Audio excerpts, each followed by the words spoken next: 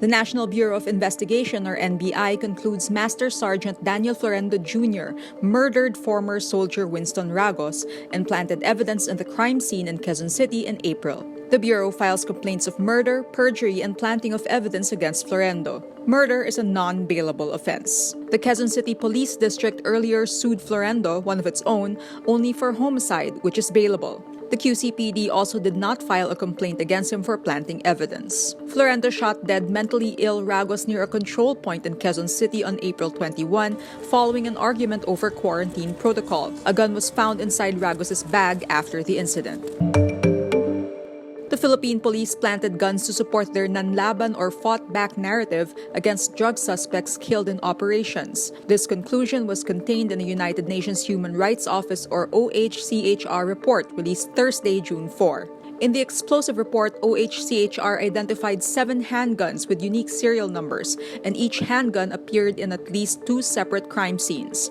2 of them reappeared in 5 different crime scenes. The report says the pattern suggests planting of evidence by police officers and implies that the victims were likely unarmed at the time of killing. It also says President Rodrigo Duterte's public comments and harmful rhetoric, quote, may have incited violence and may have had the effect of encouraging, backing, or even ordering human rights violations with impunity. Highlighted in the report is Duterte's latest shoot-to-kill order against quarantine violators in April.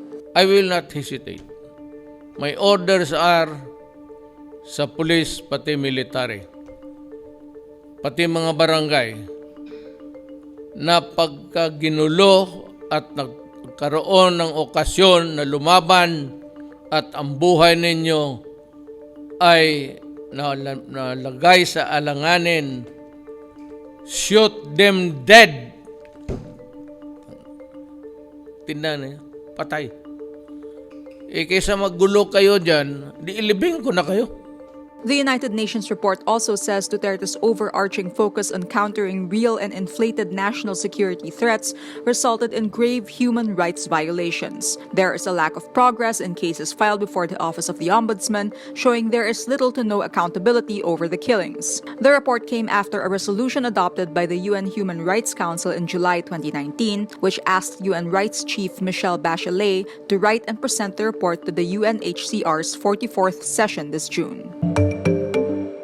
Retired Senior Associate Justice Antonio Carpio says the anti-terror bill the House of Representatives passed on June 3 can be challenged in court on its face or right away. Carpio says a challenge is allowed because the law touches on fundamental constitutional rights, like the right against warrantless arrests, and provides penalties for its violation. The anti-terror bill also penalizes inciting to terrorism.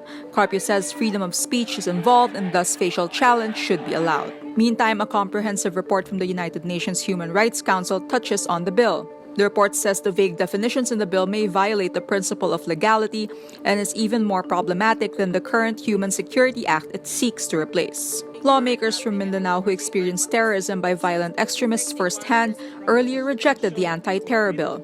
They say it might even incite violence and further embolden terrorists. Kung ganito kalabnaw at kalawak ang mga provisyon, kung ganito kadaling ma-misinterpret o maabuso ang nakasaad sa batas, baka lalo lang mapalala ng batas na ito kaysa maampat o mapigilan ang terorismo. Muntinlupa Representative Rufy Biason was first to file the anti-terrorism bill way back in July 2019, not only withdrew his authorship Wednesday, but also voted against the measure he lobbied for. I believe that we should stand up for the House. And because of this, my vote is no to the bill. And my name could not be attached to a bill that is not my real work.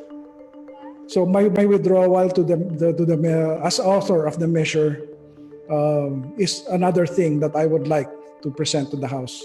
Fans meantime criticized actress and Batangas Representative Vilma Santos Recto for her vote in favor of the draconian bill. Her vote was explained in a text message posted by her son Luis Manzano. I am not the principal author of House Bill 6875. I am in favor of it with reservations. Actress Janine Gutierrez, one of the many celebrities against the bill, questioned Vilma's vote.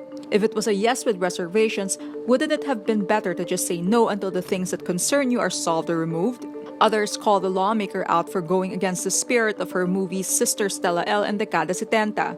These are movies about human rights abuses in the Philippines. The official vote count for the anti-terror bill is 173 yes votes, 31 negative votes, and 29 abstentions. But the source says several lawmakers are changing either their yes vote or abstention to a no vote. On Thursday, various sectors and progressive groups hold an indignation rally at the University of the Philippines in Quezon City to call to junk the bill. Junk terror bill! Junk terror bill! Junk terror bill! Junk terror bill! The Philippine government changes its policy and says the elderly, children, pregnant women, and persons with certain health conditions are still prohibited from leaving their homes, even in modified general community quarantine or MGCQ. They can only go out for work or essential activities. This change comes 4 days after most of the Philippines went under MGCQ. The flip-flop comes in wake of news that the youngest COVID-19 survivor in the Philippines, baby Kobe, died Thursday, June 4. In related news, COVID-19 National Task Force Deputy Chief Implementer Vince Dizon says the government can now test more asymptomatic persons for coronavirus. He says the improved testing capacity will be implemented not only for all health workers, but also transportation workers, law enforcers, office and mall guards, and cashier personnel at stores and supermarkets. But he admits the biggest obstacle is a lack of test kits. President Duterte signs another $500 million or 25 billion peso loan deal with the World Bank to support poor households and small businesses affected by the coronavirus pandemic. This is on top of the $100 million loan signed on April 28 and the $500 million loan signed on April 10, and other loans from Global Bonds, the Asian Development Bank, and the Asian Infrastructure Investment Bank. Business groups in the country continue to urge the Duterte administration to quickly implement a more substantial stimulus plan to revive the economy from the effects of the pandemic.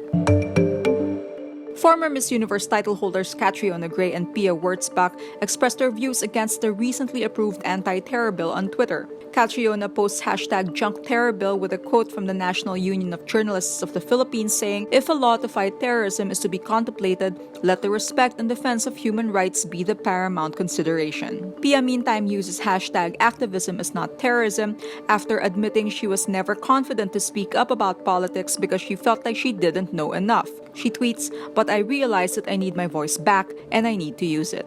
I realize that I'm not powerless because I'm not alone." Some of the country's biggest stars, including Catherine Bernardo, Nadine Lustre, and Liza Soberano, have also spoken up against the bill.